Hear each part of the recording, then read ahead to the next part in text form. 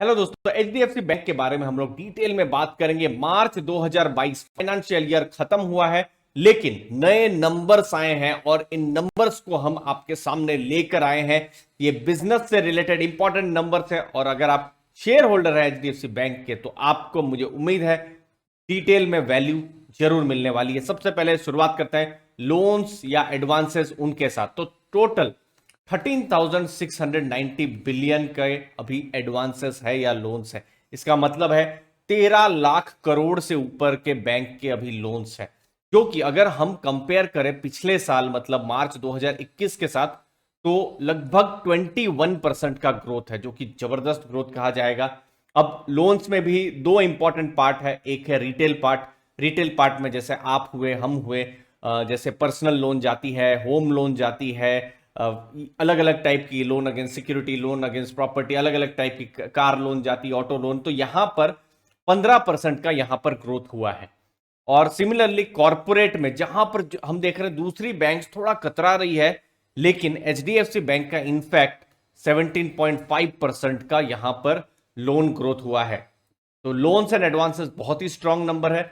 उसके बाद आते हैं डिपॉजिट्स। लोन्स उन्होंने दिया, लेकिन इंपॉर्टेंट है बैंक के पास पैसे भी तो आने चाहिए। तो यहां पर 15,590 करोड़ या फिर सॉरी 15,590 बिलियन के अभी उनके पास डिपॉजिट है। मतलब 15 लाख करोड़ से ऊपर के उनके पास डिपॉजिट्स है, जो कि पिछले साल के मुकाबले 16.8% का ग्रोथ है, लगभग 17% के आसपास का ग्रोथ है। अगेन यहां पर रिटेल जो है, रिटेल जो कस्टमर्स है उनका ग्रोथ 18.5% है। मतलब बैंक में जो डिपॉजिट होता है, चाहे वो करंट अकाउंट हो, सेविंग अकाउंट हो, फिक्स डिपॉजिट्स हो, तो 18% से ऊपर का ग्रोथ है। सिमिलरली जो बड़े बड़े कॉर्पोरेट है, जो होलसेल है, उनका 10% का ग्रोथ है। तो एक स्ट्रॉन्ग डिपॉजिट ग्रोथ भी है और साथ साथ लोन ग्रोथ भी। अब डिपॉजिट ग्रोथ में एक और इंपॉर्टेंट पार्ट होता है कासा।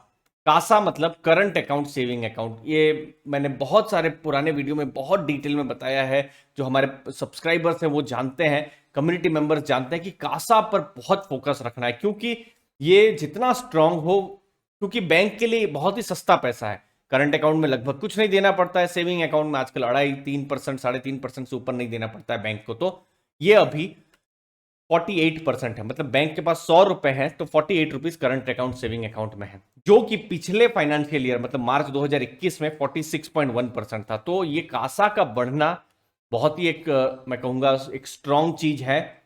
यहां पर जब हम कासा की बात करते हैं, उम्मीद है इस वीडियो से आपको वैल्यू मिल रही है। जो हमारा जो टेलीग्राम ग्रुप है उसके साथ भी आप जुड़ सकते हैं, जहां पर हम investment, financial freedom, personal finance related important stuff को हम शेयर करते रहते हैं। अब आते हैं एचडीएफसी बैंक के शेयर प्राइस पर। अभी फिलहाल जब मैं वीडियो बना रहा हूं तो 1507 का इसका शेयर प्राइस है। और मैं अगर कंपेयर करूं एक साल का डेटा, चूंकि अभी फाइनेंशियल ईयर खत्म ही हुआ है मार्च एंड में, तो आप देख सकते हैं एक साल में एचडीएफसी बैंक का लगभग 4% के आसपास रिटर्न है। बहुत रिटर्न नहीं आया है एचडीएफसी बैंक का।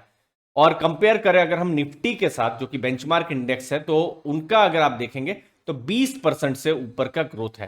दैट मीन्स बैंक ने अच्छा परफॉर्म नहीं किया है अगर आप शेयर के हिसाब से देखें।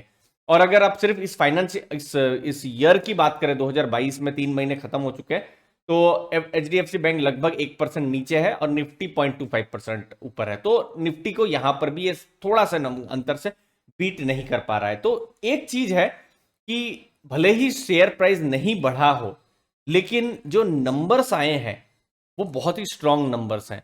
उस पर कोई दो राय नहीं है। यहां पर कोई भी चीज इन्वेस्टर कह सकते हैं, अलग अलग व्यू बिल्कुल हो सकते हैं, लेकिन स्ट्रांग क्रेडिट ग्रोथ है, स्ट्रांग यहां पर हम लोग देखा कि यहां पर डिपॉजिट ग्रोथ है। तो इंपॉर्टेंट नंबर्स, हेडलाइन नंबर्स बहुत ही स्ट्रांग है। अब इंपॉर्टेंट होगा 16 अप्रैल में, 16 अप्रैल को, क्योंकि Q4 के रिजल्ट्स आएंगे और उसमें हमको इन नंबर्स के अलावा पता चलेगा एनपीए और एनपीए रिलेटेड ट्रेंड्स। इनफैक्ट आप देखेंगे बैंकिंग इंडस्ट्री में बहुत सारे बैंक्स हैं, तो एनपीए अभी फिलहाल नेट एनपीए 0.4% से के आसपास एचडीएफसी बैंक का है, जो कि लोएस्ट है इंडस्ट्री में। तो ये कितना रहता है, ये इंपॉर्टेंट चीज रहेगी। और इसके अलावा भी जो इंपॉर्टेंट जो आंकड़े हैं वो हमको पता चलेंगे एचडीएफसी बैंक के से जुड़े हुए। लेकिन एक चीज पता चल रही है, शेयर प्राइस गिरा हुआ है लेकिन बिजनेस स्ट्रॉन्ग कर रहा है। वो तो बिल्कुल आंकड़ों से, नंबर से हमको पता चल रहा है। बाकी की डिटेल्स 16 अप्रैल को आएंगी, हम आपके पास पहुंचाते रहेंगे। चैनल को दोस्तों जरूर सब्सक्राइब करके रखिएगा। आपके कीमती समय के लिए बहुत बहुत धन्यवाद।